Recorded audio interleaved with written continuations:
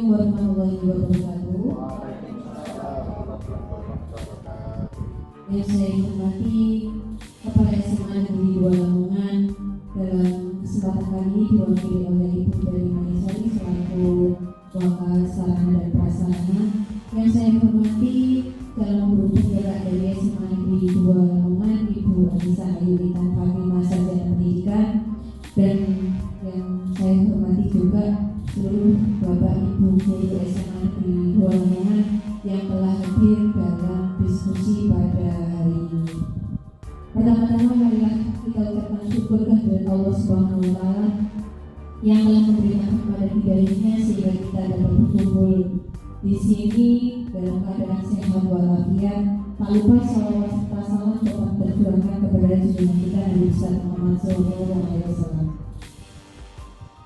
Bapak Ibu, sebelum kita mulai acara diskusi pada hari ini, izinkan saya menyampaikan beberapa rangkaian acara. Yang pertama yaitu pembukaan, yang kedua yaitu sambutan, yang ketiga diskusi, dan yang terakhir penutup.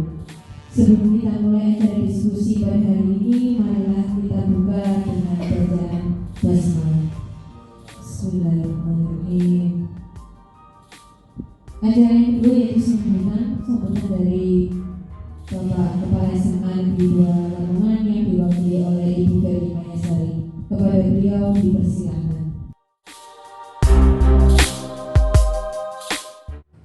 Terima kasih. Bismillahirrahmanirrahim. Assalamualaikum warahmatullahi wabarakatuh. Kepada yang terhormat Bapak Kepala Sekolah yang saat ini, mohon maaf Bapak Ibu tidak bisa hadir.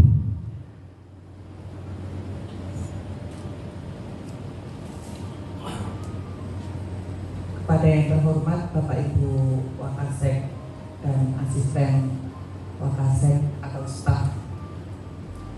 Kepada yang terhormat Bapak Ibu semuanya, Bapak Ibu guru, staf karyawan yang saya hormati, pertama-tama marilah kita panjatkan puja puji syukur kehadirat Allah Subhanahu wa Ta'ala karena berkat rahmat hari ini kita semua bisa berkumpul dalam acara bincang-bincang elaborasi budaya positif pada hari ini dengan keadaan sehat walafiat dan berbahagia. Kedua kalinya sholawat serta salam kita junjungan kepada Nabi kita Muhammad SAW agar kita mendapatkan syafaatnya.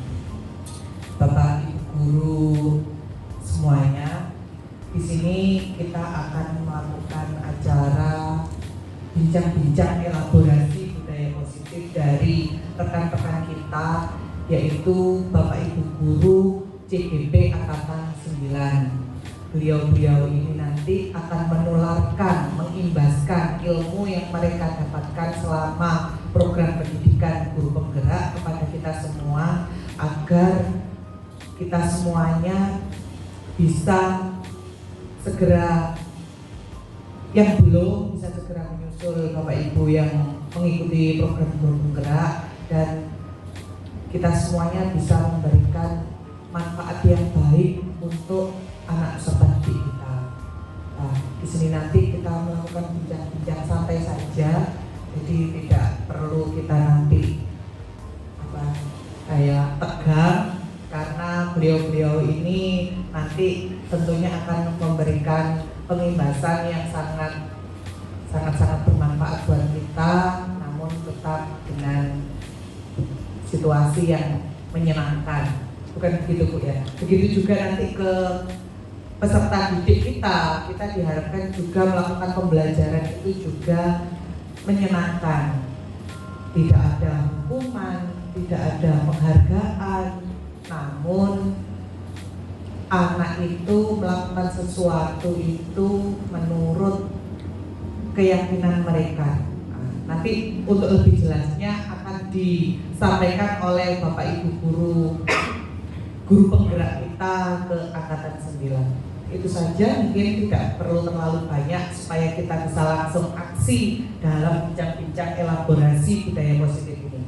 Itu saja, saya akhiri. Wassalamualaikum warahmatullahi wabarakatuh. Waalaikumsalam.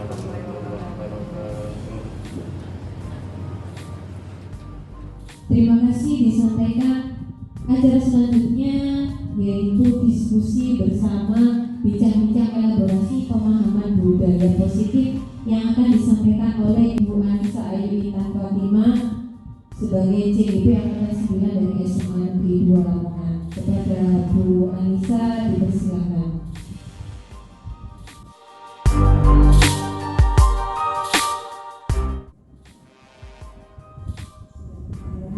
Assalamualaikum warahmatullahi wabarakatuh. Terima kasih saya sampaikan kepada Ibu Ferry Mayasari selaku Wakasarana Pelaksana SMA Negeri 2 Lamongan, kemudian Bapak Ibu Guru SMA Negeri 2 Lamongan yang sudah hadir di sini dalam pembahasan budaya positif di SMA Negeri 2 Lamongan. Baik, di sini nanti kita akan mendiskusikan berdiskusi bersama mengenai budaya positif yang sudah saya dapatkan di pendidikan calon guru penggerak Angkatan 9. Untuk tujuannya apa? Untuk menjadikan murid kita menjadi murid yang lebih baik lagi sesuai dengan kurikulum merdeka kita, yaitu mengenai profil belajar Pancasila. Adapun agenda hari ini yaitu yang pertama ada pembukaan, yang kedua ada capaian, yang ketiga pemahaman inti, yang keempat eksplorasi konsep, dan yang kelima nanti kita akan merefleksikan bersama Bapak Ibu Guru apa yang sudah kita diskusikan bersama, kita refleksikan. Nah, sebelum ke tahap selanjutnya, biar tidak ngantuk di siang hari ini, kita melakukan ice breaking terlebih dahulu. Ice breakingnya apa? Yaitu tebak angka oke sama yes. Langkahnya yaitu yang pertama, setelah ini semua peserta itu berhitung. Kemudian yang kedua, ingat angkanya masing-masing. Yang ketiga, nanti saya akan menyebut secara acak. Misalnya nanti saya awali angka 2 yang genap, berarti jawab yes gitu ya. Kemudian yang 2 langsung bilang angka, terserah. Misalnya angka 5 ganjil, berarti bilang oke gitu ya. Jadi yang genap bilang yes, yang ganjil bilang oke.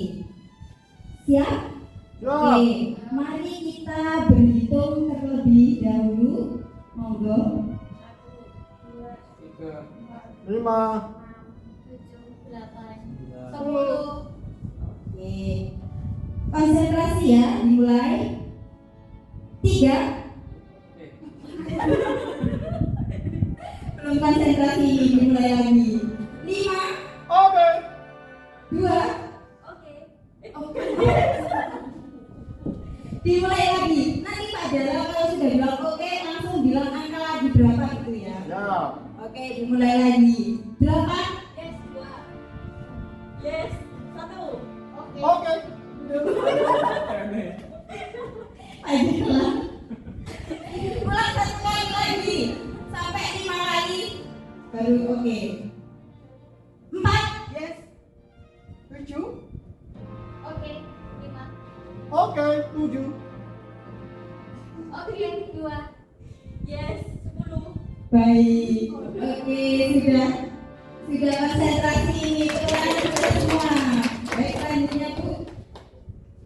Ingat-ingat nanti kalau saya suruh SBY gitu lagi biar konsentrasi.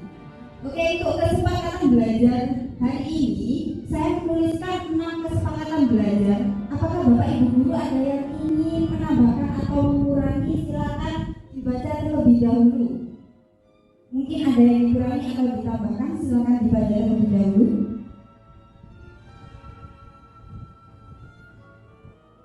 Cukup, Bu. Cukup?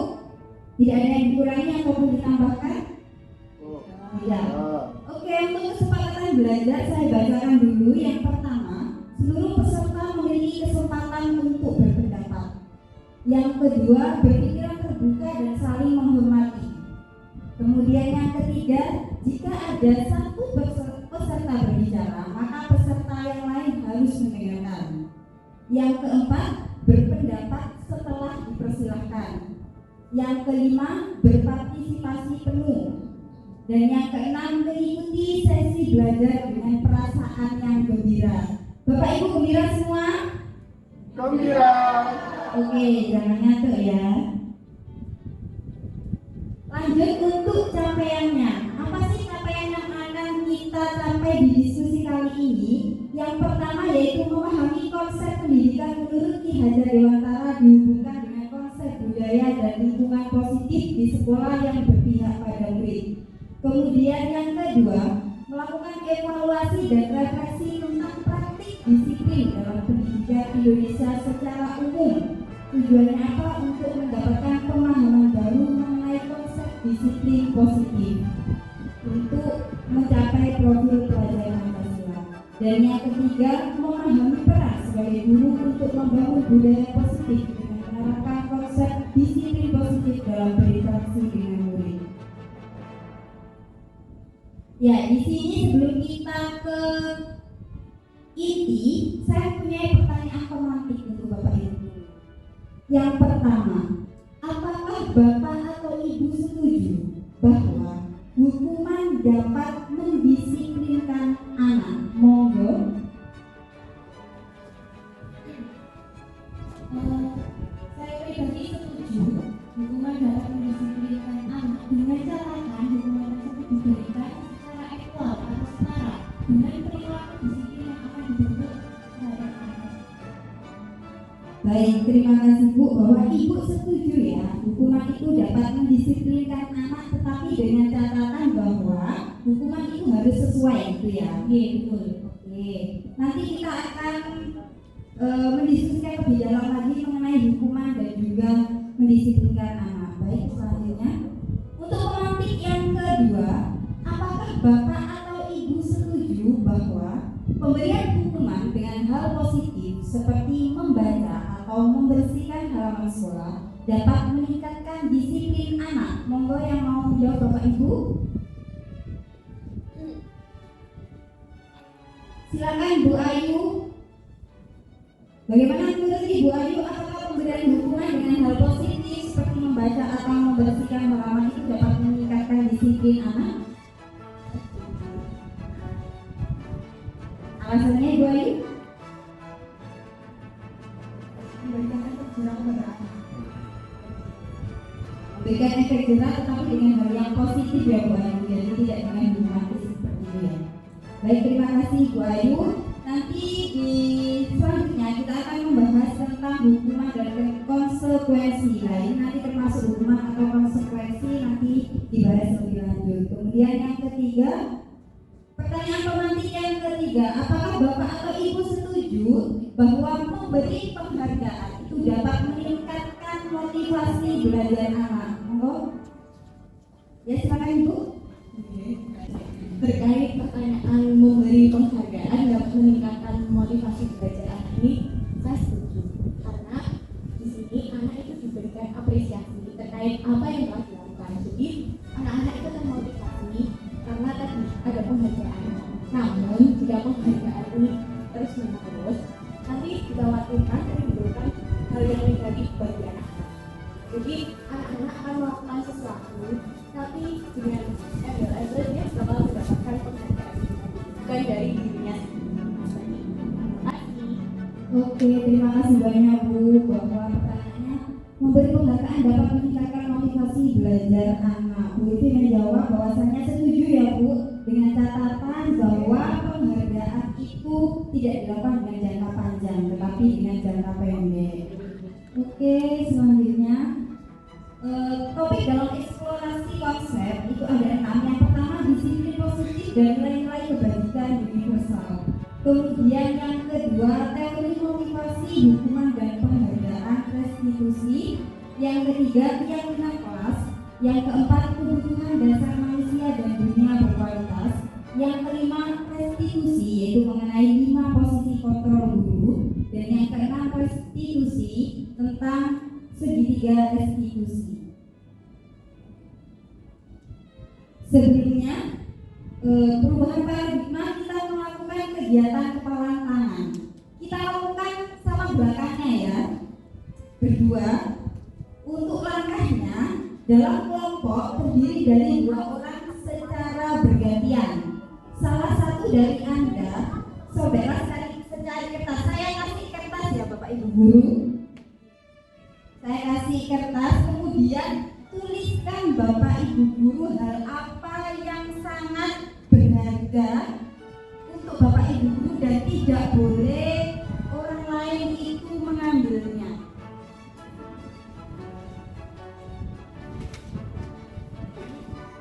Monggo ditulis sesuatu yang penting dan berharga bagi Bapak Ibu Guru.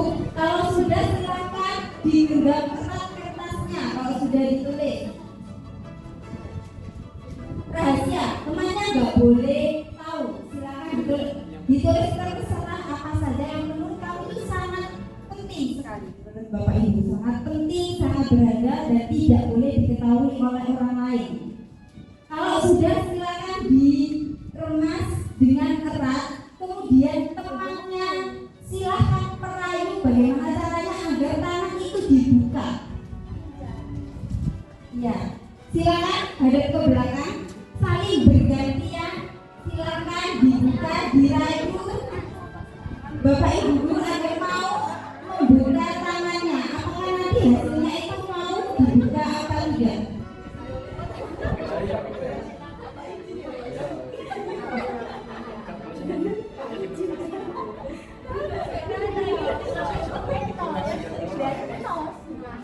Silakan kalau sudah dirayu dan masih tidak boleh, silakan gantian. Apakah bisa apa tidak sesuatu yang penting itu diketahui oleh orang lain atau dipilih oleh orang lain?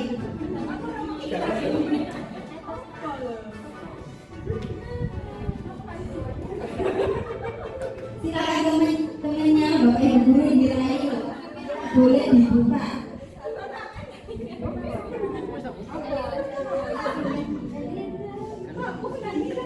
Bagaimana Bapak Ibu Guru? Bisa membuka temannya? Bisa? Saya bisa. Kenapa alasannya Bu Santi kok bisa membuka?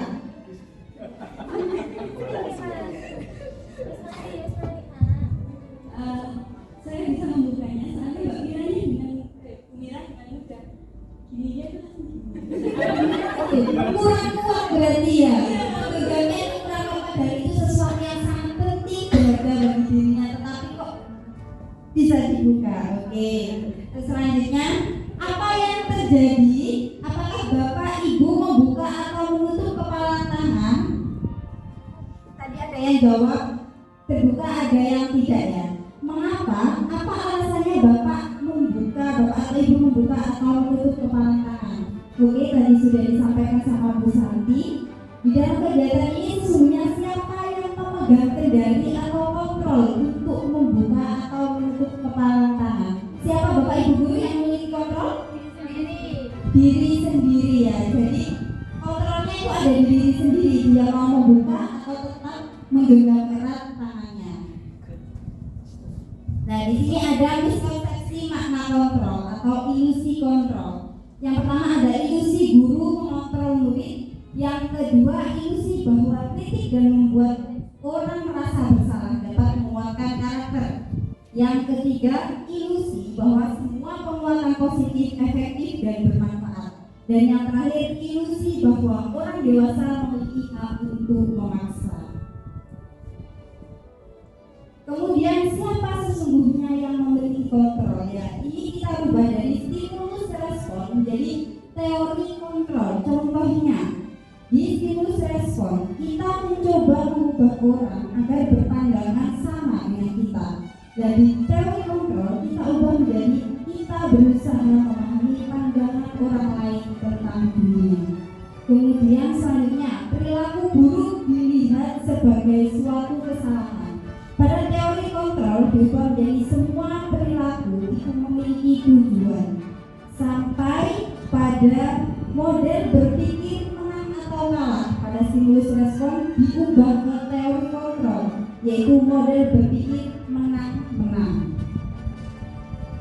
Selanjutnya yaitu tentang disiplin.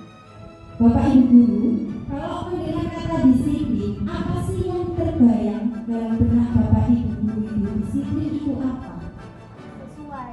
taat, sesuai, tepat waktu. Disiplin itu artinya belajar, yaitu disiplin menghargai apa yang dia hargai. Namun dalam budaya kita kebanyakan makna disiplin itu berubah arti, yaitu sesuatu yang dilakukan seseorang pada orang lain untuk mendapatkan kepatuhan.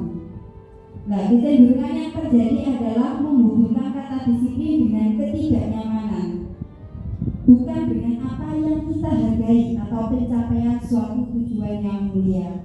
Jadi kebanyakan itu menganggap bahwa disiplin itu sesuatu yang tidak nyaman, gitu. Padahal seharusnya itu merupakan pencapaian suatu tujuan untuk menghargai diri kita sendiri. Lanjut, nilai-nilai kebajikan universal. Apa sih nilai-nilai kebajikan itu? Yaitu sifat positif yang bertujuan ingin dicapai setiap individu. Nah, kita sebagai guru itu menginginkan murid kita agar menjadi yang lebih baik. Di kurikulum Merdeka ini ada profil pelajar Pancasila. Ada 6 profil pelajar Pancasila. Bisa dibaca Bapak Ibu guru. Yang pertama apa? Beriman, bertakwa kepada Tuhan Yang Maha Esa dan berakhlak mulia. Oke, untuk yang pertama, beriman, bertakwa kepada Tuhan Yang Maha Esa dan berakhlak mulia. Kemudian yang kedua apa Bapak Ibu guru? Mandiri. Yang ketiga, bernalar kritis. Yang keempat, kreatif. Yang kelima, bergotong royong. Yang keenam, oke, berkebinekaan global. Selanjutnya, teori motivasi hukuman dan penghargaan restitusi. Ada 3 teori, yaitu motivasi eksternal, dan motivasi internal. Motivasi eksternal yang pertama untuk menghindari ketidaknyamanan atau hukuman.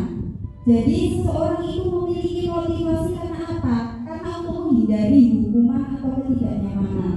Apa yang akan terjadi apabila saya tidak melakukannya? Itu pertanyaan yang ada di dirinya. Kemudian motivasi eksternal yang kedua untuk mendapatkan imbalan. Jadi orang lain itu berbuat baik, berbuat itu hanya untuk mendapatkan imbalan. Kemudian kalau motivasi internal itu untuk menghargai diri sendiri. Contohnya, saya akan menjadi orang yang seperti apa bila saya melakukannya. Nah, ini ada perbedaan hukuman atau konsekuensi. Coba Bapak Ibu guru amati ya, ada beberapa tindakan guru. Nah, ini coba nanti dijawab bersama-sama. Barangkali di sini ada yang salah. Yang pertama, mencatat 100 kali di dalam buku kalimat saya tidak akan terlambat lagi karena terlambat ke sekolah. Ini merupakan hukuman atau konsekuensi Bapak Ibu? Hukuman, baik. Kemudian yang kedua, lari mengelilingi lapangan basket 2 kali karena terlambat hadir di sekolah. Hukuman. Oke, membersihkan coretan yang dibuatnya di meja tulis. Konsekuensi, karena sudah mencoret sendiri ya, jadi harus dibersihkan. Kemudian yang keempat, murid diminta bertelanjang kaki sepanjang hari karena tidak menggunakan sepatu warna hitam sesuai peraturan sekolah. Apa konsekuensi atau hukuman? Hukuman, baik. Kemudian selanjutnya membersihkan tumpahan air di meja tulis karena tersenggol pada saat belajar. Konsekuensi ya, karena sudah menyenggol. Kemudian yang terakhir, lari mengelilingi lapangan basket 2 kali karena terlambat 10 menit untuk pelajaran PJOK. Bagaimana Pak Iqbal? Konsekuensi. Jadi menurut Bapak Ibu guru, bedanya hukuman sama konsekuensi bagaimana Pak Iko?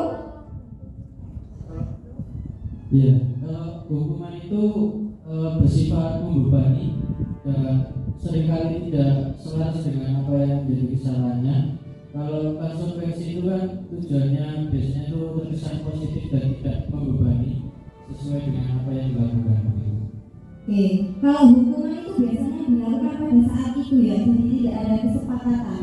Kalau konsekuensi kan biasanya sudah ada kesepakatannya. Nah, ini ada beberapa perbedaan hukuman dan konsekuensinya. Bisa dibaca Bapak Ibu Guru bahwa kalau hukuman sesuatu yang menyakitkan harus terjadi. Kalau konsekuensi itu sesuatu harus terjadi. Kemudian sampai marah, rasa bersalah, dipermalukan, merasa tak dihargai, itu hukuman. Kalau konsekuensi itu kehilangan hak, dibuat tidak nyaman, diasingkan untuk sementara. Baik, di sini ada kasus mengenai Ibu Anas dan juga Bapak Heru. Ibu Anas ini yaitu seorang guru kelas 2 SD. Nah, dia murid-muridnya itu suka tidak tertib ketika mau masuk ke dalam kelas. Nah, caranya Ibu Anas ini untuk menertibkan anak-anaknya itu dengan cara apa? Anak-anak itu diberi penghargaan atau reward. Nah, dari sini anak-anak itu menjadi tertib ketika akan mau masuk kelas. Tetapi ketika Ibu Anas tidak masuk ke sekolah, itu digantikan sama Pak Heru.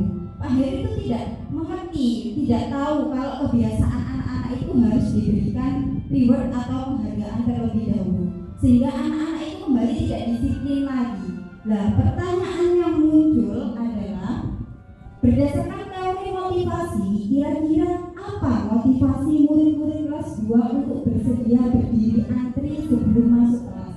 Monggo Bapak Ibu. Dapat reward. Silakan. Mungkin mic-nya.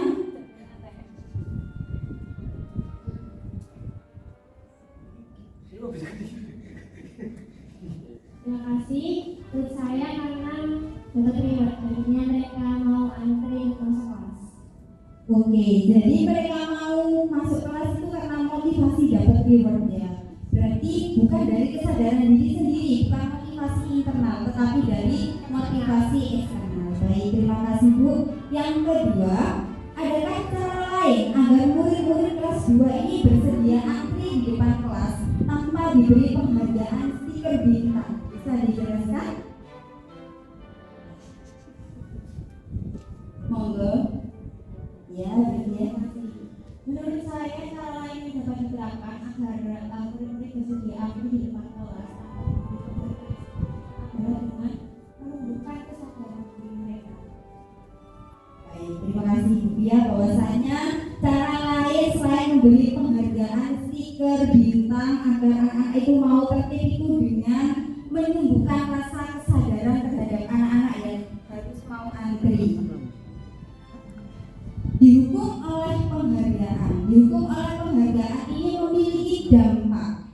Dampaknya ada berbagai macam. Yang pertama yaitu ada jangka pendek dan juga jangka panjang. Bahwasanya penghargaan itu efektif jika kita menginginkan seorang melakukan sesuatu yang kita inginkan dalam jangka waktu pendek. Dan jika kita menggunakan penghargaan lagi dan lagi, berarti jangka panjang, maka orang tersebut akan bergantung pada penghargaan yang diberikan. Jadi kalau tidak diberikan penghargaan, maka tidak mau melakukan. Kemudian penghargaan itu tidak efektif. Jika saya mengharapkan suatu penghargaan dan tidak mendapatkannya, maka saya akan kecewa. Jadi kalau tidak mendapatkan penghargaan itu merasa kecewa, berkecil hati, serta kemungkinan lain saya tidak akan berusaha sekeras mungkin seperti sebelumnya ketika mendapatkan penghargaan. Kemudian penghargaan itu merusak hubungan. Ketika seorang diberi penghargaan atau dipuji di depan orang banyak, maka yang lain itu bisa menimbulkan rasa iri terhadap orang yang dipuji, dan sebagian dari mereka akan tidak menyukai orang yang diberikan penghargaan tersebut. Jadi di sini penghargaan dapat merusak hubungan. Kemudian selanjutnya penghargaan juga dapat menurunkan kualitas. Penghargaan juga mematikan kreativitas. Contohnya, murid-murid diminta berpikir mengenai hadiah atau penghargaan yang bisa mereka dapatkan bila berhasil menulis sebuah puisi. Nah, kreativitas kelompok murid-murid ini menjadi bergantung dibandingkan dengan yang tidak diberitahukan tentang hadiah yang bisa mereka terima.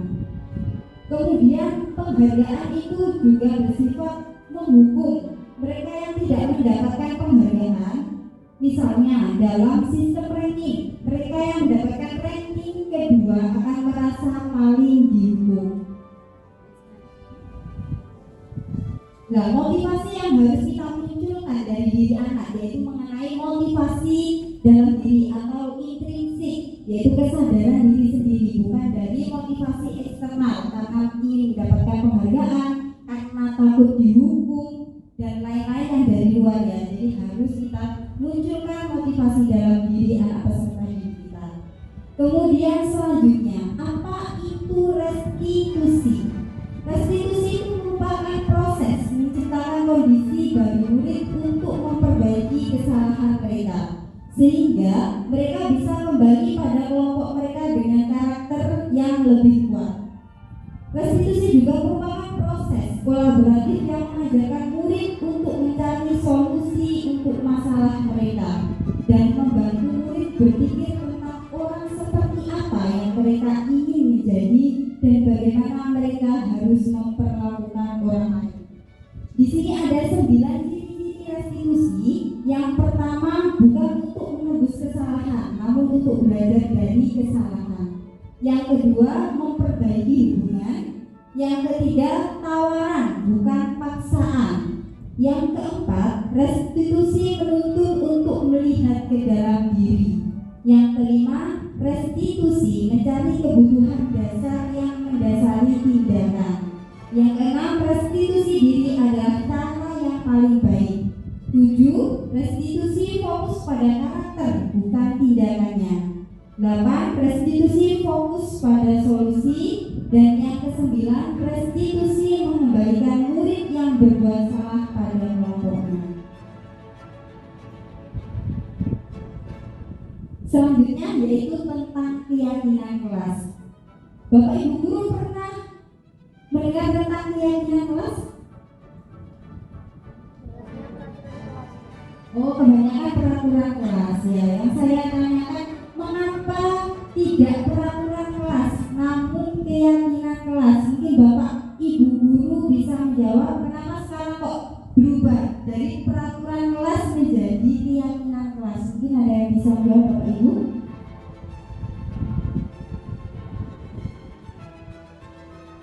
Monggo Pak Ibu. Ya, mohon izin menyampaikan mengapa tidak peraturan kelas tetapi keyakinan kelas. Jadi untuk saat ini di khususnya kurikulum merdeka itu lebih menekankan bahwa pembuatan sebuah sebenarnya juga masuk ke dalam aturan tetapi digunakan kalimat keyakinan kelas karena hal ini ditujukan kepada peserta didik untuk membuat aturannya untuk diri sendiri dan kesannya itu tidak memaksa, di mana itu akan disesuaikan dengan nilai dan nilai dan kelakuan yang baginya itu baik dan dapat dilakukan diterapkan di dalam kelasnya tersebut, seperti itu. Oke, terima kasih Pak Riko. Jadi bahwasannya itu tidak memaksa. Kalau peraturan itu lebih ke satu individu, lebih ke Bapak Ibu gurunya ya yang membuat. Jadi anaknya itu terkadang merasa terpaksa. Sedangkan di keyakinan kelas itu dua-duanya saling berkolaborasi antara Bapak Ibu guru dan juga siswa itu saling berkolaborasi. Mana keyakinan kelas yang harus dilakukan? Seperti contoh, mengapa kita memiliki peraturan harus menggunakan helm bila mengendarai kendaraan roda 2? Monggo ada yang bisa jawab kenapa? Mengapa kita harus menggunakan helm bila mengendarai kendaraan roda 2? Yang pertama, karena sudah sebagai peraturan, terus supaya kita lebih aman, supaya menghindari kejadian kalau ada kejadian jalan sebenarnya. Oke, yang pertama karena memang peraturan ya Bu, terima kasih ya. Yang pertama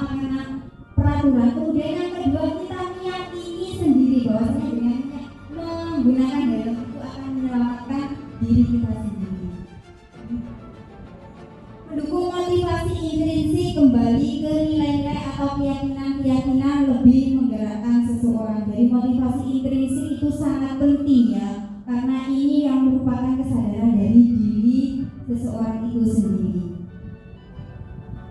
Nah, di sini itu contoh penerapan pembuatan keyakinan kelas. Saya menggunakan penerapannya dengan menggunakan stick note bahwa setiap anak itu harus menulis keyakinan kelas yang nantinya harus mereka lakukan. Nah, setelah masing-masing individu itu menulis tentang keyakinan kelas mereka, maka kita tempelkan bersama-sama. Setelah itu kita pilah-pilah mana sih keyakinan kelas yang bisa kita terapkan untuk kelas kita. Seperti itu ya. Jadi semua tetap berpendapat tapi nanti dilakukan bersama. Maka keyakinan kelas yang bisa dilaksanakan. Selanjutnya yaitu 5 kebutuhan dasar manusia.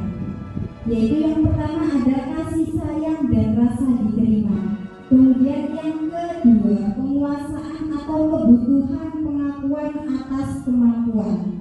Yang ketiga, kesenangan atau kebutuhan untuk merasa senang. Dan yang keempat, kebebasan atau kebutuhan akan pilihan. Dan kelima yaitu kebutuhan untuk bertahan hidup. Nah, di sini ada 5 posisi kontrol sebagai seorang guru. Ada video, mari kita saksikan bersama-sama ya. Nanti ada 5 posisi kontrol seorang guru. Kita resapi, kita itu sebagai seorang guru itu sering menerapkan yang mana sih? Posisi kontrol kita ke murid.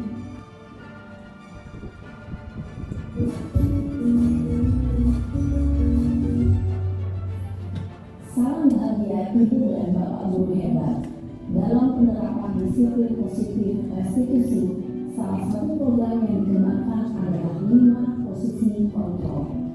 5 posisi kontrol dalam restitusi adalah proses perjalanan seorang pendidik agar dapat mengenali dirinya. Pada video kali ini, kita akan membahas tentang 5 posisi kontrol yang dikembangkan oleh Brian Dawson dan contoh penerapannya.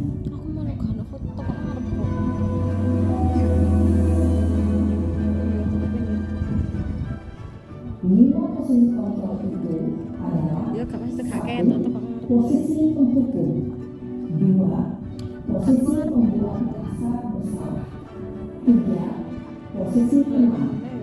4. Posisi pemantau atau monitor. Dan 5. Posisi manajer. Untuk lebih memahami kelima posisi tersebut, mari kita saksikan kasus Naren yang terlambat hadir 20 menit di sekolah dan melihat bagaimana kelima posisi kontrol dalam menghadapi masalah tersebut.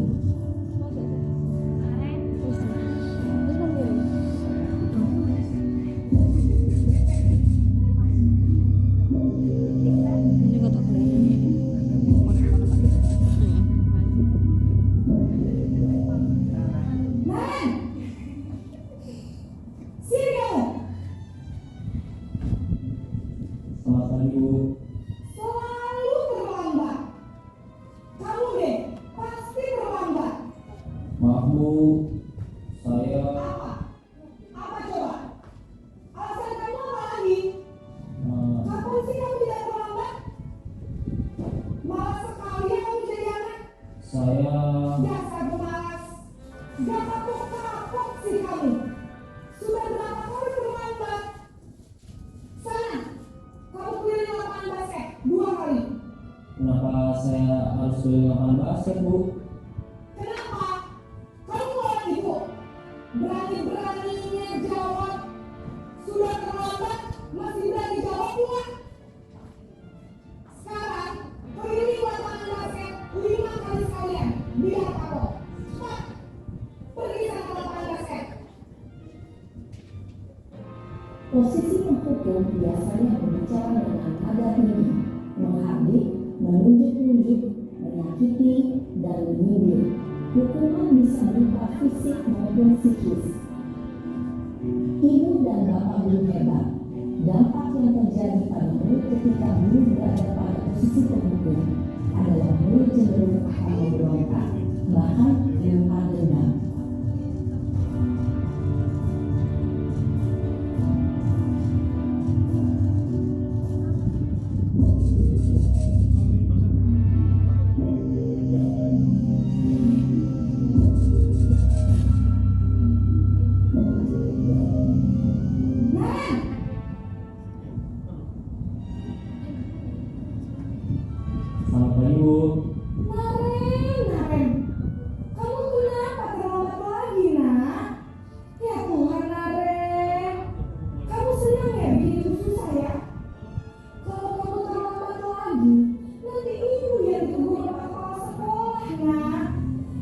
Karena ibu tidak bisa membina kamu. Duh, gimana ini? Maaf Bu. Duh, Gusti Maren. Kamu suka ya kalau ibu tegur bapak kepala sekolah? Terus, sekarang ibu harus tulis apa yang ibu absen? Ini kamu sudah sering terlambat loh. Ibu harus apa coba? Maaf Bu. Maaf sekali. Ya sudah, lain kali jangan bikin ibu susah lagi ya nak ya. Ibu tidak akan kuat lagi kalau kamu gini terus. Bisa jantungan kalau ibu tegur bapak kepala sekolah. Sana cepat kelas. Maaf ya Bu. Maaf sekali. Posisi pembuat rasa bersalah berbicara dengan nada tenang, cenderung lembut, namun kata-kata yang diutarakan membuat murid merasa menjadi orang yang gagal, memandang buruk dirinya sendiri, merasa tidak berharga, dan tidak sanggup membahagiakan orang lain. Ketika guru mengambil posisi pembuat rasa bersalah, murid akan menganggap dirinya yang bersalah dan ia akan menyimpan emosi negatif tersebut di dalam dirinya.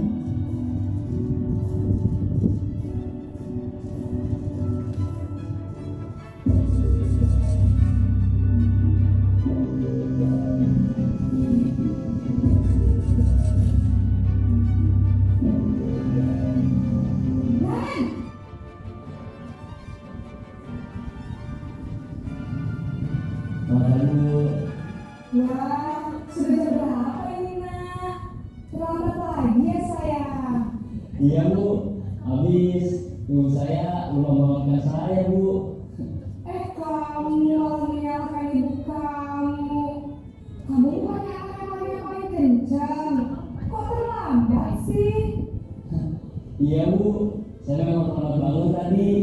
Jadi biarpun saya kencang, tetap nggak kesenja Bu. Ya sudah sana. Nanti lain kali larinya lebih kencang lagi ya. Biar gak terlambat lagi. Bikin seneng ibu. Beri ibu. Bisa kan? Bisa Bu. Ya sudah sana masuk kelas. Ibu beresin urusan absen kamu. Kamu ini ada-ada saja. Dalam sesi tenang, guru berbicara dengan nada suara ramah, akrab, cenderung bersenang gurau untuk menjaga suasana tetap santai. Murid akan merasa senang, aman, dan akrab dengan guru. Identitas yang tercipta adalah identitas sukses atau berhasil.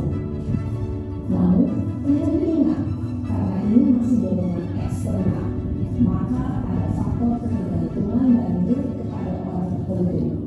Di sini guru absennya, sehingga di lain waktu murid bisa berperilaku baik, namun hanya kepada orang-orang tertentu saja.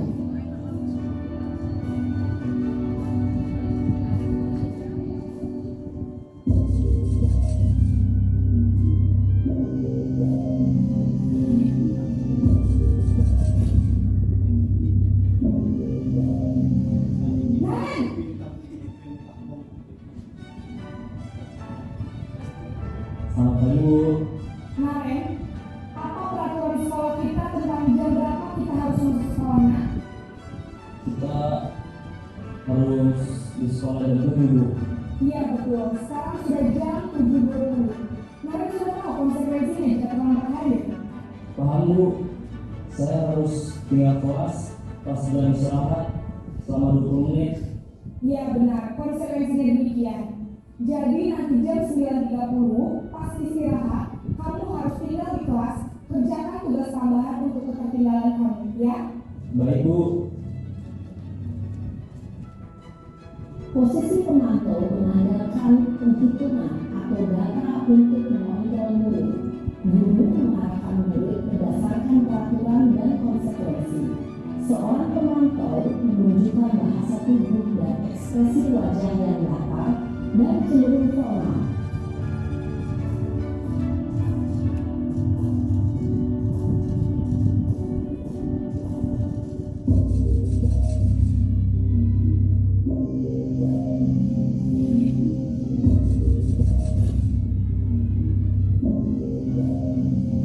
Maren,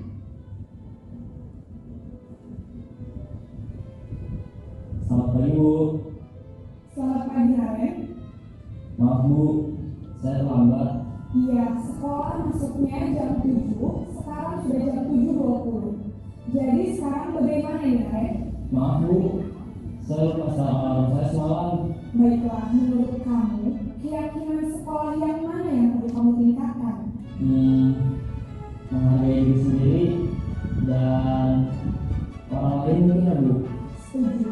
Jadi, apakah Ren meyakini prinsip saling menghormati tersebut? Iya Bu, saya meyakininya. Apakah Ren bersedia memperbaiki masalah keterlambatan ini? Bersedia Bu. Bagaimana kamu akan memperbaiki masalah keterlambatan ini? Saya akan coba untuk tidak melalui alat saya Bu. Baik, kalau Ren meminta alarm di rumah, ada orang yang kira-kira bisa bantu mengingatkan tidak? Ada Bu, kakak saya, Kak Emma. Ada lagi selain Kak Emma? Selain Kak Emma, ada ibu saya. Baik, jadi yang mengingatkan Ren adalah Kak Emma dan Ibu Maria. Kira-kira akan mulai alarm kapan ya, Ren? Setelah pulang sekolah, akan segera saya lakukan. Baik, jadi Ren akan setel alarm untuk bangun besok pagi dan akan diingatkan oleh kakak dan ibu dan Ren. Ada lagi yang mungkin perlu dilakukan, Ren? Agar tidak terlambat jauh lagi. Tidak ada Bu. Baik, Ren. Terima kasih untuk kerjasama kamu. Sekarang kamu perlu kembali ke kelas untuk belajar. Baik Bu, terima kasih. Posisi manajer adalah posisi kontrol yang disarankan untuk membimbing murid memiliki sikap disiplin yang positif, yaitu murid yang mandiri, bertanggung jawab, dan dapat memecahkan masalah. Tujuan dari posisi ini adalah agar murid dapat berefleksi atas tindakannya. Guru akan terus memberikan pertanyaan-pertanyaan bermakna, sehingga membuat murid dapat belajar dari kesalahannya dan mencari sebuah solusi untuk menyelesaikannya. Ibu dan bapak guru hebat, setelah mengamati adegan 5 posisi kontrol tadi, kira-kira posisi mana yang paling ideal? Posisi mana? Baik Bapak Ibu Guru, sebelum menjawab tadi posisi mana yang paling ideal, saya lakukan ice breaking terlebih dahulu. 5, Oke, 8. Yes, 9. Oke, 10. Yes, 10. Oke, sudah mulai konsentrasi lagi. Jadi dari kita lihat video tadi, menurut Bapak Ibu Guru mana sih dari 5 posisi kontrol yang ideal? Silakan. Moga Bapak Riko, yang posisi yang ideal yang mana menurut Bapak Riko? Tadi ada 5 ya. Yang pertama apa sih? Posisi kontrol guru yang pertama penghukum, yang kedua membuat rasa bersalah, yang ketiga teman, yang keempat pemantau, yang kelima sebagai manajer. Baik Bapak Riko, yang paling ideal dari 5 posisi kontrol guru tersebut yang mana? Iya, kalau menurut saya sih yang paling ideal itu yang kelima Bu, yang manajer. Alasannya kenapa kok memilih yang manajer? Karena kalau yang manajer itu kecenderungannya itu untuk dijelaskan apa kesalahannya, habis itu mungkin ditanya bagaimana solusinya di situ gitu. Jadi anak itu dapat berpikir dan memaknai apa yang dilakukan itu dengan baik gitu loh. Maksudnya tadi sebuah kesalahan tapi juga harus segera diselesaikan. Oke, baik. Mungkin ada yang mau berpendapat lain? Ya, Bu Santi silakan. Izin dari ceritanya Monggo. kalau dari yang manajer itu lebih ke solusinya itu dari siswanya sendiri, sehingga lebih ke siswanya juga apa masalahnya dan solusinya bagaimana. Baik, terima kasih Pak Riko dan Ibu Santi yang sudah menjawab bahwasanya yang paling ideal itu manajer. Kenapa kok memilih manajer? Karena di situ kita menanyakan terlebih dahulu apa sih alasannya kok berbuat seperti itu. Kemudian juga menanyakan apa langkah yang akan dilakukan oleh siswa tersebut untuk memperbaiki kesalahannya. Jadi tidak langsung menjudge siswa tersebut, ya kamu itu salah di, tetapi ada alasannya, ada solusi yang diberikan oleh Bapak Ibu guru dan siswa tersebut. Kemudian di sini ada beberapa pernyataan mengenai posisi kontrol seorang guru. Ada 5 posisi kontrol guru tadi. Pernyataan yang pertama, saya kecewa sekali dengan kamu. Ini merupakan posisi kontrol apa? Membuat orang merasa bersalah. Kemudian yang kedua, kamu tidak pernah benar melakukannya. Posisi apa ini? Penghukum. Kemudian yang ketiga, ayolah lakukan demi ibu atau bapak. Posisinya? Teman. Kemudian yang keempat, apakah kamu mau mendapatkan stiker bintang hari ini? Pemantau. Kemudian selanjutnya, bagaimana kamu bisa menyelesaikan masalah ini? Manajer, ya, menanyakan solusi. Kemudian kamu selalu yang paling terakhir, apa ini? Penghukum. Oke, baik. Selanjutnya yaitu mengenai segitiga restitusi. Bapak Ibu guru pernah mendengar tentang segitiga restitusi itu apa? Belum. Baik, kita diskusikan bersama mengenai segitiga restitusi, yaitu suatu proses dialog yang dijalankan oleh guru atau orang tua agar mendapatkan hasil murid atau anak yang lebih mandiri dan bertanggung jawab. Pada saat guru di posisi manajer, aspek yang dikembangkan pada murid adalah motivasi intrinsik, motivasi dalam diri untuk menjadikan siswa tersebut memiliki kesadaran penuh atas dirinya. Kemudian segitiga restitusi ini terdiri dari 3, yaitu yang pertama menstabilkan identitas, kemudian yang kedua validasi kebutuhan, yang ketiga menanyakan keyakinan. Di yang pertama menstabilkan identitas ini, contohnya setiap orang pasti pernah melakukan kesalahan. Kita bilang ke siswa tersebut. Kemudian kamu bukan satu-satunya yang pernah melakukan ini. Ini merupakan proses menstabilkan identitas. Kemudian yang kedua validasi kebutuhan. Contohnya, kamu tentu punya masalah, alasan mengapa kok bisa melakukan seperti itu. Kemudian yang kedua, adakah cara yang lebih efektif untuk mendapatkan apa yang kamu butuhkan. Dan yang ketiga, tentang menanyakan keyakinan. Contohnya, nilai-nilai apa yang telah kita sepakati, atau kamu ingin menjadi orang yang seperti apa. Baik oleh temannya, ia marah dan tidak dapat menahan emosinya. Berikut adalah skenario penyelesaian kasus pertama. Ada yang tidak terima pekerjaan. Ini contoh kasus yang pernah saya lakukan mengenai segitiga restitusi. Ada 2 kasus. Yang pertama ini tentang perempuan bernama Adelia. Ini tidak terima pekerjaannya, selalu dicontek oleh temannya, sehingga ia terpancing marah dan tidak dapat menahan emosinya. Ia selalu dicontek oleh temannya. Ia marah dan tidak dapat menahan emosinya. Berikut adalah skenario penyelesaian bersama menggunakan segitiga restitusi. Ada hari diterima laporan dari atas karena menghadapi sekretariat yang ada. Ya tidak usah solusi. Kenapa solusi? Ya itu selalu menghadapi saya menjadi oh itu saya halaman besar. Saya itu ada di mesin kamu, saya itu akan masih bisa juga untuk balas. Lalu apa yang kamu lakukan?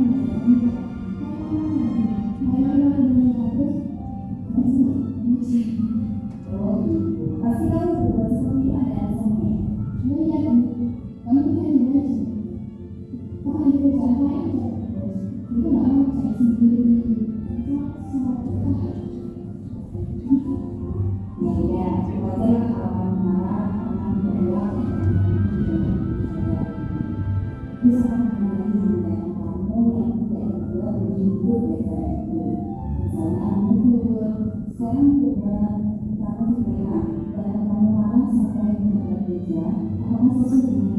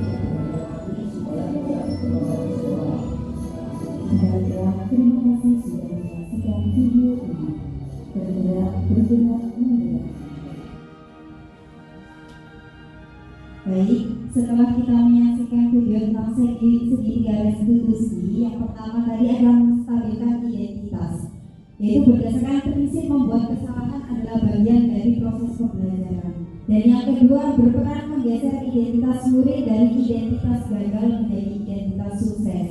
Dan yang ketiga, jangan mengkritik murid yang sedang mengalami identitas gagal. Kemudian contoh pertanyaannya, membuat kesalahan itu sesuatu yang wajar. Ini yang kita bicarakan kepada murid ya. Atau manusia tidak ada yang sempurna. Kita bisa memperbaiki masalah ini. Atau apakah saat ini kamu tengah menjadi orang yang baik untuk dirimu sendiri? Itu pertanyaan-pertanyaan yang bisa kita ajukan ke siswa kita dalam menstabilkan identitas. Selanjutnya, sisi yang kedua yaitu validasi tindakan yang salah, yaitu berdasarkan prinsip setiap perilaku berupaya memenuhi suatu kebutuhan tertentu. Yang kedua, guru akan bergeser dari pemikiran stimulus respon menjadi proaktif.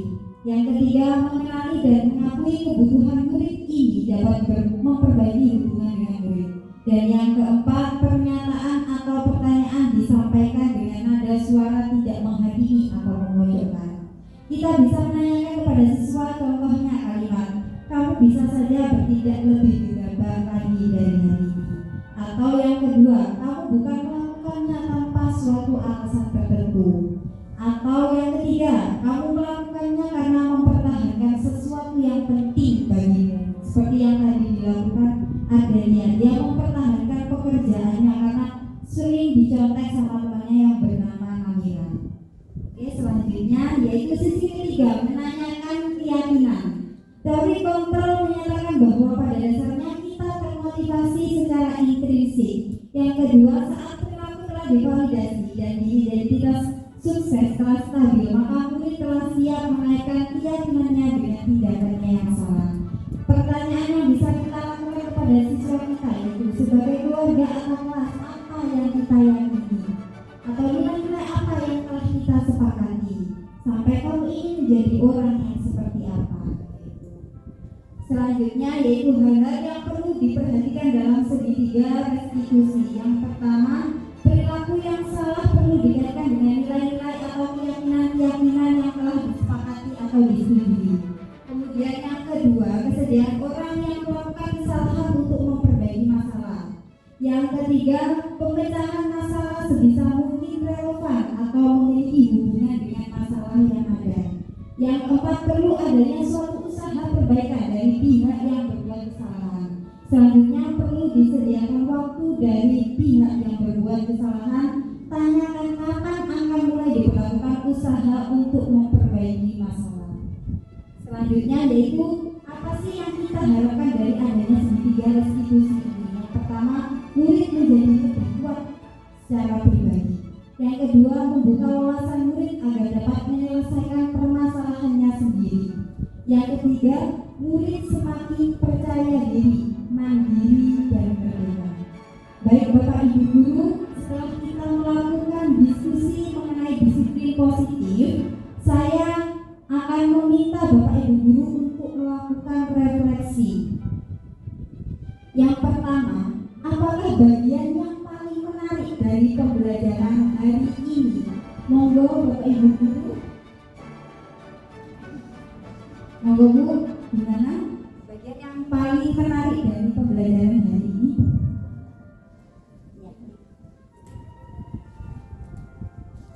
Baik, terima kasih atas penjelasannya. Menurut saya sebenarnya semuanya menarik, tapi yang sangat menarik itu di bagian segitiga restitusi, karena itu akan membuat siswa menjadi lebih bertanggung jawab, dapat menyelesaikan masalahnya sendiri, dan menjadi mandiri dan sesuai dengan profil pelajar Pancasila. Terima kasih. Oke, terima kasih Ibu. Yang paling menarik dari pembelajaran hari ini yaitu mengenai segitiga restitusi.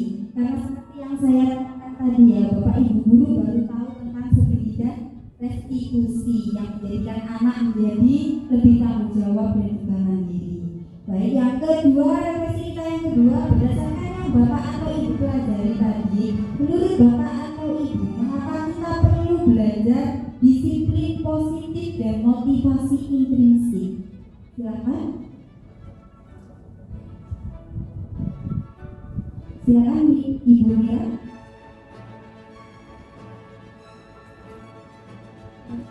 Menurut saya kenapa perlu belajar disiplin positif dan motivasi intrinsik itu perlu karena agar kita mengetahui cara yang lebih baik untuk menanggapi perilaku siswa saat ini kan kita lebih fokuskan ke yang disiplin positif itu seperti apa, tidak yang sesuai dengan peraturan begitu ya, dan yang disiplin itu pernah bisa artikan sebagai peraturan. Yang untuk motivasi intrinsik sendiri untuk memberikan kesempatan kepada murid untuk memotivasi dirinya. Baik, terima kasih Ibu. Mengapa kita kok perlu belajar disiplin positif? Yang jelas disiplin positif itu menjadikan anak menjadi ke arah yang lebih baik ya. Yang artinya tujuannya yaitu kita menjadikan anak menjadi tanggung jawab dan juga mandiri. Kemudian kita juga perlu motivasi intrinsik, yaitu menumbuhkan kesadaran dari anak itu sendiri. Jadi apa yang dilakukannya itu berdasarkan dari kesadaran diri. Kemudian refleksi yang ketiga, tantangan apa yang masih Bapak atau Ibu temui dalam mempelajari materi ini? Bagaimana Bapak atau Ibu akan berlatih untuk mengatasi tantangan tersebut? Silakan.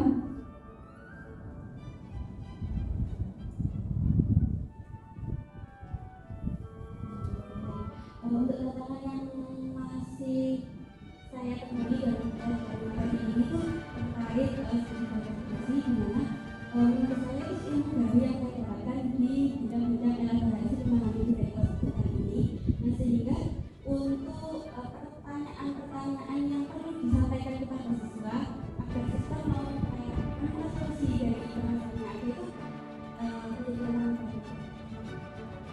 Baik, terima kasih Bu Santi. Bahwasanya tantangan yang masih Bapak atau Ibu temui dalam mempelajari materi kali ini yaitu masih tentang segitiga restitusi ya, bagaimana memecahkan solusi itu bagi siswa itu sendiri. Selanjutnya, yang terakhir, saya akan menjadi among atau guru yang seperti apa setelah mengikuti diskusi hari ini. Silakan. Silakan Bapak Ibu.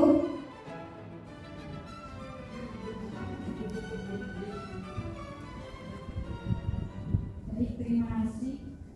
Saya akan menjadi among yang seperti apakah setelah mengikuti modul ini. Tentunya karena ke depan ingin menjadi guru yang lebih bijak lagi dan mengimplementasikan materi-materi yang sudah dijelaskan.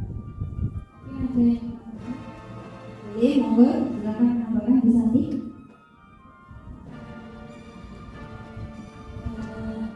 saya sendiri dari tentang diri saya sendiri tadi ini menjadi among seperti manajemen control management jadi ya control manager dimana nantinya dengan harapannya siswa dan guru itu ada interaksi yang dua kali jadi banyak guru yang menunggu siswa seperti itu. Terima kasih Bu Santi. Bahwasanya ingin menjadi guru yang lebih bijaksana lagi dan juga ingin menerapkan posisi kontrol guru yaitu menjadi seorang guru yang manajer tadi ya Bu Santi ya. Demikian diskusi kita kali ini. Saya mohon maaf apabila ada kesalahan kata maupun perbuatan. Kurang lebihnya mohon maaf. Saya akhiri. Assalamualaikum warahmatullahi wabarakatuh. Alhamdulillahirrahmanirrahim. Telah selesai diskusi bincang-bincang kita pada hari ini bersama Ibu Intan. Semoga apa yang kita diskusikan bersama pada hari ini dapat memberikan manfaat dan berkah untuk kita semua dan peserta didik kita.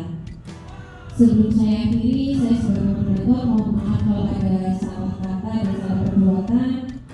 Terima kasih sekali lagi kepada Bapak Ibu guru yang meluangkan waktunya di sini untuk berbicara atau membahas ngobrol diskusi bareng mengenai budaya positif yang ada di sekolah kita tercinta ini yaitu SMA Negeri 2 Lamongan. Sebelum kita akhiri, marilah kita ucapkan hamdalah terlebih dahulu. Alhamdulillahirrahmanirrahim. Terima kasih atas perhatian dan kerjasama dari Bapak Ibu guru. Saya akhiri. Wassalamualaikum warahmatullahi wabarakatuh.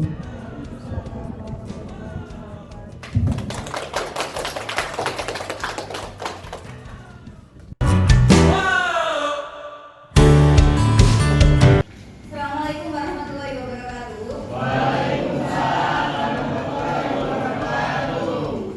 Oke anak-anak, hari ini kita akan membuat tentang keyakinan kelas 12 IPS 1. Kalian sudah tahu keyakinan kelas itu apa?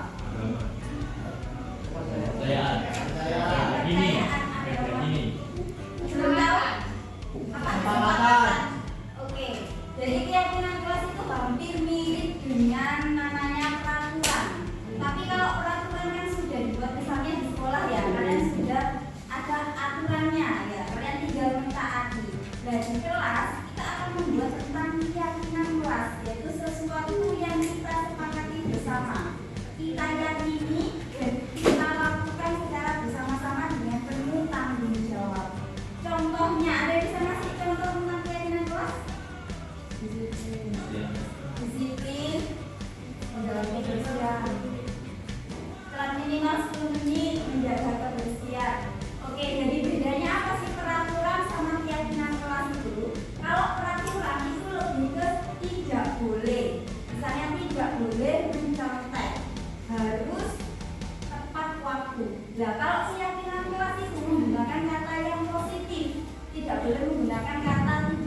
boleh, jangan itu nggak boleh.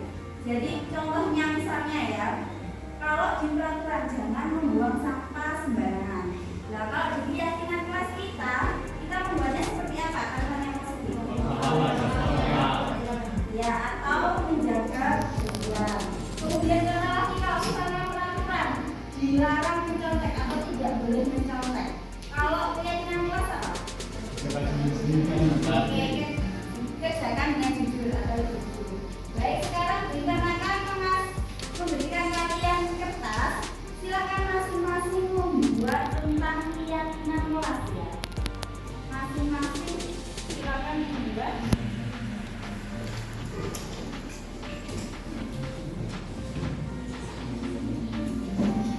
Masing-masing.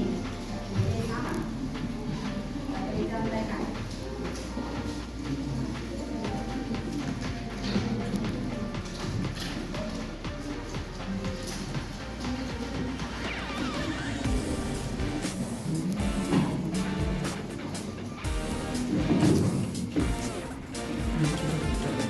Satu aja, satu anak satu.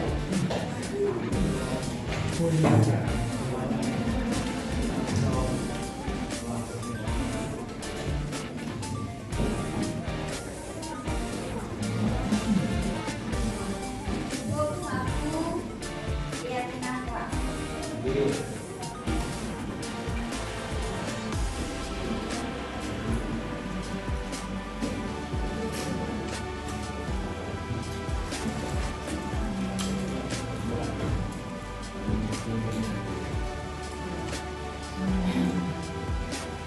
Saya kasih waktu 1 menit. Silakan menuliskan keyakinan kalian yang nantinya kalian yakini untuk dikerjakan.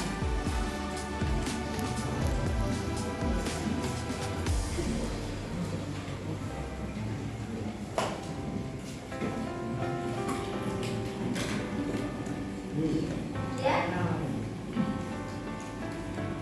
Belum. Selesai. Silakan ditempelkan di kertas yang sudah saya gunakan.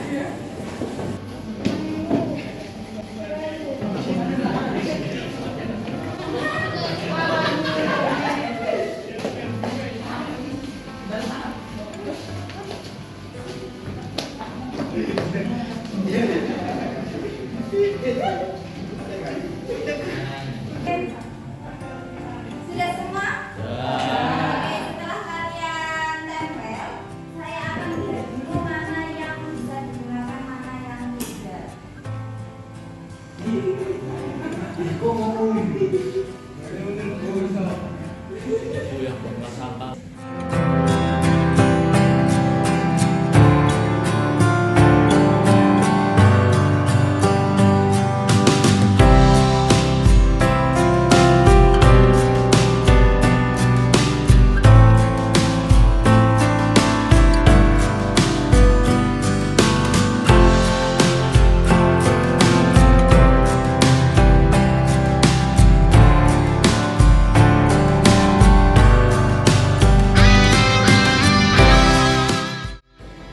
Oke, anak-anak, dari 35 keyakinan yang kalian buat, setelah saya seleksi, ada 15 keyakinan kelas yang harus kalian terapkan.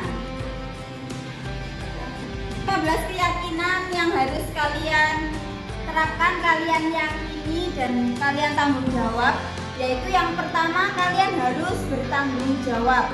Yang kedua, apabila meminjam barang harap dikembalikan, menghormati guru, duduk pada bangku masing-masing kecuali terdapat perintah untuk berpindah, menghargai teman sekelas saat sedang fokus terhadap tugas sekolah atau kegiatan yang lain, buang sampah pada tempatnya, bertanggung jawab atas tugas piket, memperhatikan dan tidak mengobrol saat guru menerangkan, siswa harus hadir di kelas tepat waktu, jaga kebersihan, berangkat sekolah lebih awal, disiplin, mengumpulkan tugas tepat waktu, berperilaku sopan, santun dan menghargai satu sama lain, Dan yang terakhir, menjaga dan meletakkan barang sesuai tempatnya. Bisa dilakukan anak-anak?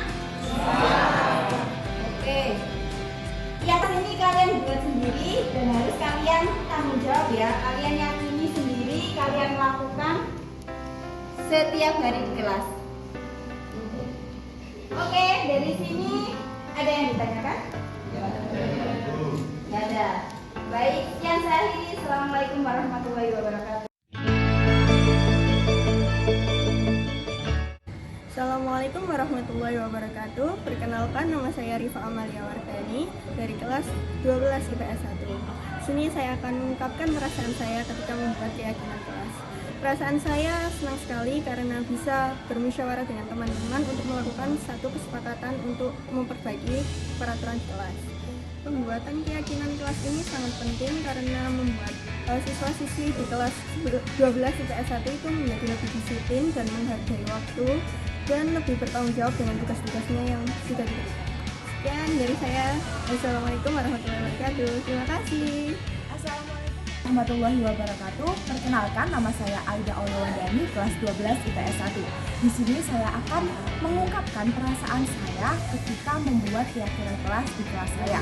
Perasaan saya sangat senang karena saya dan teman-teman saya itu dapat mengungkapkan apa saja yang harus dilakukan dan ditaati ketika pembelajaran berlangsung atau pada saat di kelas. Menurut saya, dengan membuat keyakinan kelas itu sangatlah penting karena dengan adanya keyakinan kelas maka kita dapat menaati keyakinan kelas yang kita buat. Kemudian kita juga dapat mengungkapkan perasaan-perasaan kita yang selama ini tuh mungkin sering dilanggar oleh kita sendiri atau teman-teman kita, sehingga kita tuh dapat lebih disiplin atau lebih bertanggung jawab terhadap keyakinan kelas yang kita lakukan. Terima kasih. Wassalamualaikum warahmatullahi wabarakatuh. Halo, perkenalkan, nama saya Christian Utama Purwanto dari kelas 12 IPS 1. Perasaan saya setelah membuat keyakinan kelas adalah merasa bahagia karena memiliki teman-teman yang sangat memiliki rasa solidaritas yang kuat sehingga tercipta suasana kelas yang sangat-sangat erat dan rukun. Dan keyakinan kelas sangat penting bagi saya karena bisa menciptakan kelas yang sangat kondusif yang terikat aturan-aturan yang untuk memajukan kelas itu sendiri. Terima kasih. Perkenalkan, nama saya Tagih Mabani dari 12 IPS 1. Perasaan saya setelah membuat keyakinan kelas sangat senang dan saya sangat berharap teman-teman bisa melakukan seluruh keyakinan itu. Terima kasih. Wassalamualaikum warahmatullahi wabarakatuh.